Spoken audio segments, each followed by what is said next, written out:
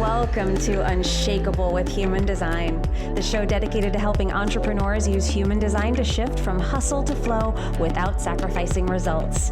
Come here to become an unshakable human and build an unshakable business according to your human design. I'm your host, Nicole. Hi there. Welcome to Unshakable with Human Design, everyone. I'm your host, Nicole. Have you ever been called needy? Have you ever felt like you needed people too much, or like you weren't self-sufficient? Or maybe you felt stuck until someone came along and helped you. And then if you've ever experienced that, what did you make that mean about yourself? What stories did you tell yourself about what that means about you? Maybe you've been someone who has had serial relationships. Maybe you've always had a relationship in your life. How has that shaped how you view yourself? So I ask this because some people are designed to need other people more. We're designed to need people more. I'm one of those people. I need people. And this was a huge conditioning element for me because we value being self-sufficient and independent so much, right? We tend to put that on a pedestal, the people who can just do it all on their own. She doesn't need anybody. And I was not one of those people. I needed people. And I remember feeling a lot of shame around that. And I'm going to share my experience with this because I want to give you some specifics, but it really is chart dependent. Like everything in human design is, there are some hard and fast rules, but actually very few. There's so much in the chart that says how you need people. And it's all about how you look at the entire chart together that says whether you fall into that category of really needing them, where you're really going to feel drawn and your performance will be so much better when you are in the physical aura of other people than if you work alone. Now, other people, they work better autonomously. There are different designs and different synthesis of the design and certain characteristics and certain aspects of the design that determine whether someone is a autonomous, alone worker or somebody who really needs other people and sometimes more input and is more collaborative. But what I realized is that looking back, if I had known that I was designed this way, I would have been able to let go of some of that conditioning and let go of some of that shame and feeling of not enoughness, which is what our not self does. It's what makes us feel like we are not enough in that openness or in living as we truly are. The not self says, no, don't be that way. That feels really natural to you. Look at the outside world. Take in things from the outside world. Make that your truth. And then hold yourself up against all of these other criteria that the outside world dictates. And then we will decide if you are good enough or not.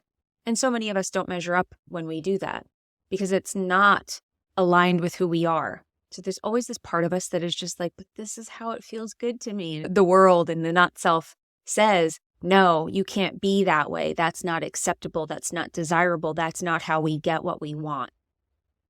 And like I said, there are many aspects to the human design chart that can fall into the I need people versus not need people as much.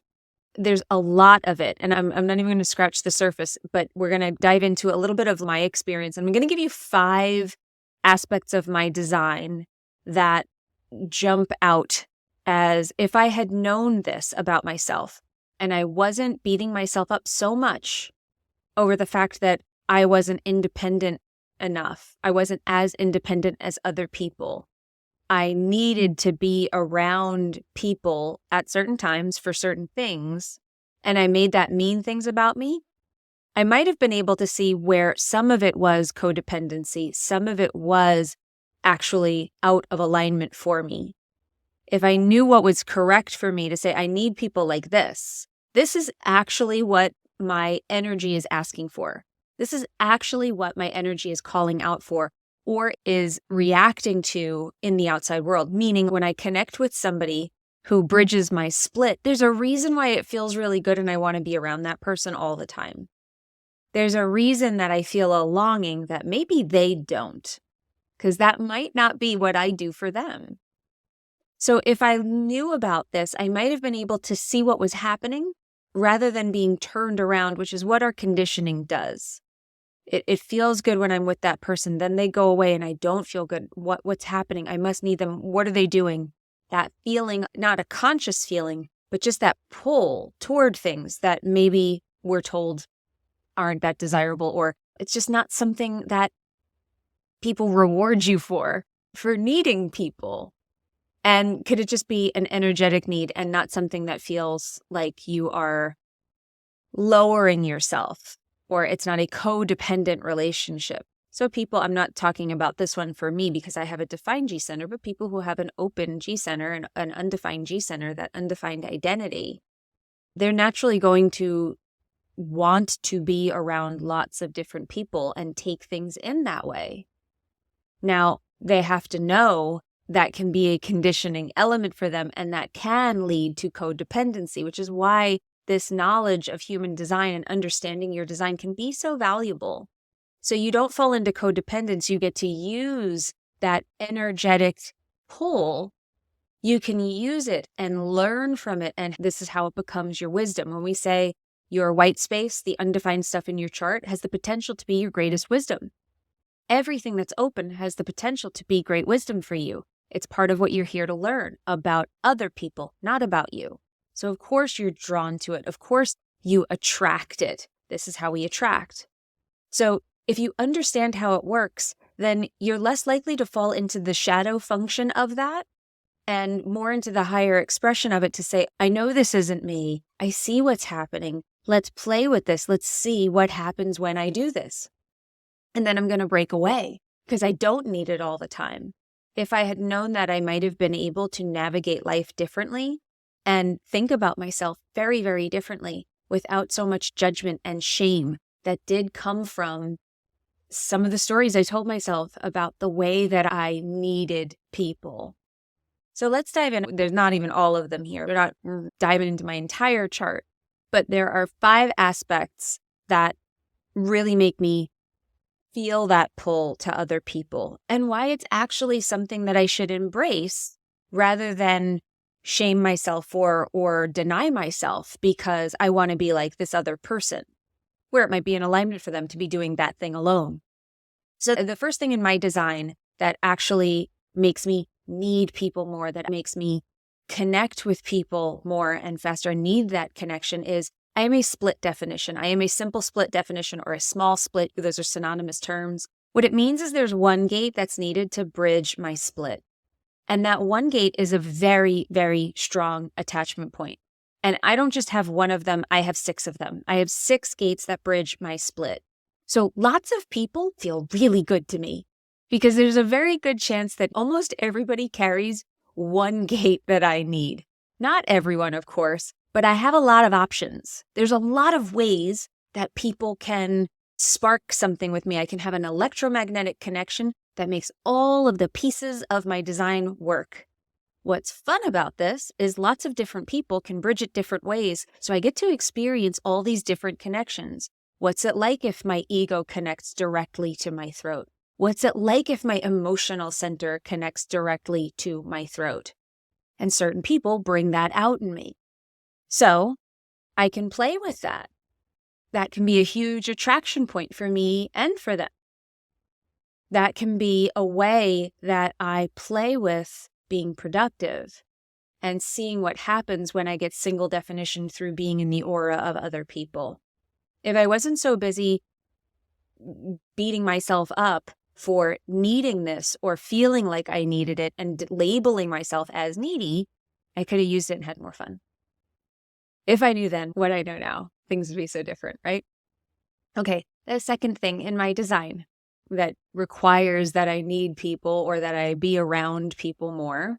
This one's a bit different, but this one was absolutely conditioning for me. I have the 59.6 channel, which is the channel of mating. Can we please rename this channel? I get that it has to do with sexuality. I get that it has to do with reproduction. I get that it has to do with continuing of the species. That is what the themes of it it's about intimacy, both sexual and otherwise. However, can we please change the name? Can we call it the channel of intimacy instead of the channel of mating? I'm lobbying for this change. Anyway, the channel of mating, channel 59.6, connects the sacral to the solar plexus. This one for me, I wanted to be close to people. I dated a lot. I didn't always have a boyfriend, but I was always interested in what was going on with men and sort of playing the field to some degree. Not always sexual, but just being out there and experiencing that connection. Now, sometimes people feel that from me and they get pulled. But for me, that feeling of I was definitely independent, but I was sort of that serial monogamist. I had a lot of long-term relationships. And that's something with this channel, that sometimes those relationships are great and sometimes they're not, but they're very, very sticky.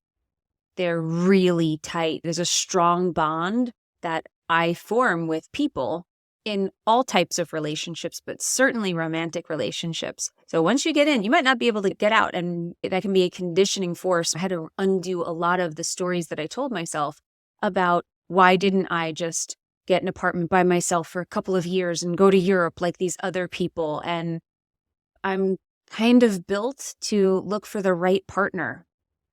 That's what this channel is about. You look for the right partner. And when you find them, you hang on to them. And I did. The best decision I ever made was my husband, but I had a lot of frogs I kissed before. I had a lot of bad relationships prior to meeting him.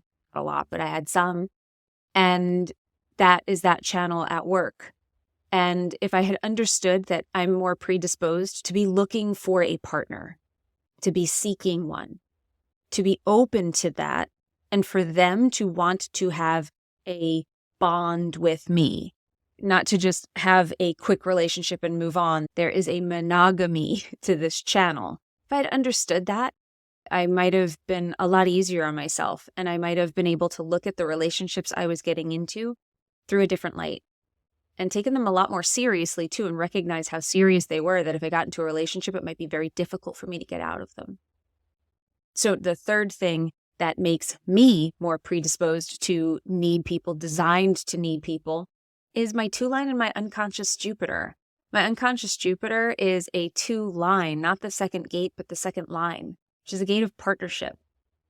And I'm actually hurting myself if I work alone. I'm actually hurting myself if I try to do it all by myself. And that was a huge lesson for me, that when I opened myself up to collaboration, everything changed for me. And that is a key focus, both in the way that I coach and the way that I work with other people in my network, collaborating on podcasts, on events, just in life and in business, by having these connections with friends and making partnerships in business, affiliates. All of that opens up doors. That has opened up many doors for me. So understanding that has been hugely transformative for me. And again, if I had known it sooner, I might have seen growth a lot faster and a lot sooner. Number 4 is I have a transpersonal destiny. My 5-1 profile means that I'm here to have an impact on other people, and people are here to have an impact on me. I literally cannot reach my full potential by myself. So the message there is stop trying and notice how you affect people. I started to become a lot more aware of the interactions that I have with people and recognizing that they all have a reason. I can't hide away in a room. If I do, I'm going to miss something important. Part of my lesson here in life is this lesson of relationships. It's all over my chart. Number 5, I have 3 right arrows in my cognition. So those arrows on the sides of your head on your chart, when you run your chart, I have 3 of them. This is very much about needing other people to come into my world in order for me to understand what I really have to offer. I can't sit alone in a room with a piece of paper and say, this is what I'm going to talk about. And there's so much more to this. I'm a manifesting generator, so I need to respond to things. I can't do it alone, but that's not always people. I can respond to all things in life. So that's not necessarily about needing people, but it is about needing responses from something to be in response to life. So of course, I can't lock myself in a room just with the blank page. That doesn't really work for me.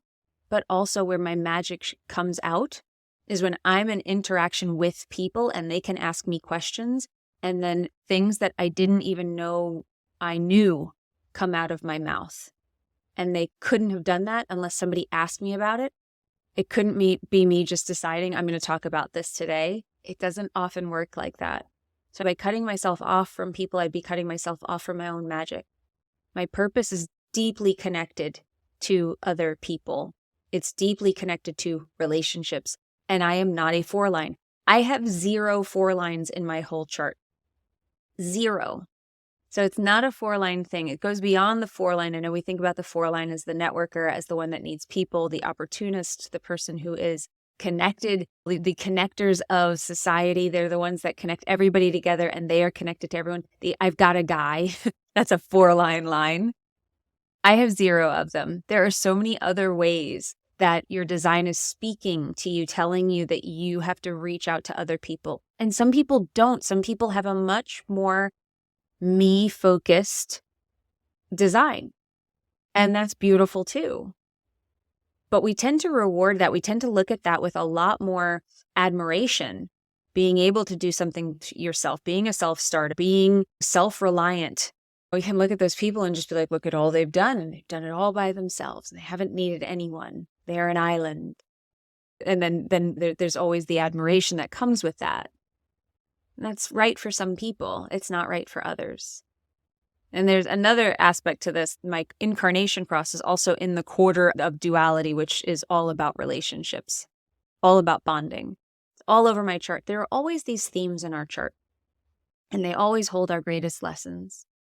And that's the beauty of this, that I hope that you take away from this episode, that the truth in your design is going to help you let go of a lot of the stories that maybe you've been telling yourself, the labels that you've put on yourself, the ways that you've beat yourself up, or maybe not owned that you have magic. You've been focusing more on what you haven't had or what you haven't done or why you haven't been another way. It wasn't something that I did constantly. I wasn't always beating myself up over needing people, but it was something that I had in the back of my mind, always trying to be more independent. And I was actually hiding and blocking myself from my prosperity. So the lessons that we have, the things that we have difficulty with, when we can let go of the story, then we can let go of the behavior, then we're able to be in alignment with something that's true to us. And that's how we unblock the energy. That's when we talk about an energetic block.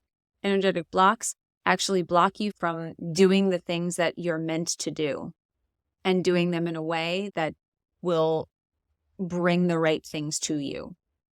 This is how this works. So I hope that you found this helpful. I hope this is able to help you let go of something, a label, a story that you've been telling yourself that is not true, and you're able to see the truth of your design. And I hope that you can see the big theme in your chart. And if you can't and you're looking for help with that, I do human design readings.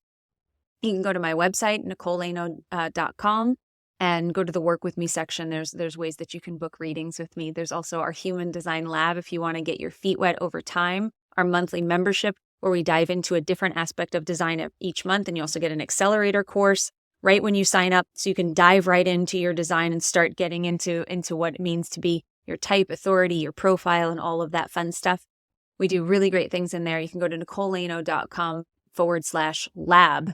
And we have all of that linked up in the show notes for you. So I hope this helped. Thank you so much for making it here all the way to the end of this episode. Thank you for being here with us. And thank you for always being here and supporting the show. Don't forget to subscribe so that you don't miss any episodes. Remember, in order to have an unshakable business, you must first become an unshakable human. So thanks for letting us help you on your journey of becoming unshakable with human design, everyone. We'll see you next time.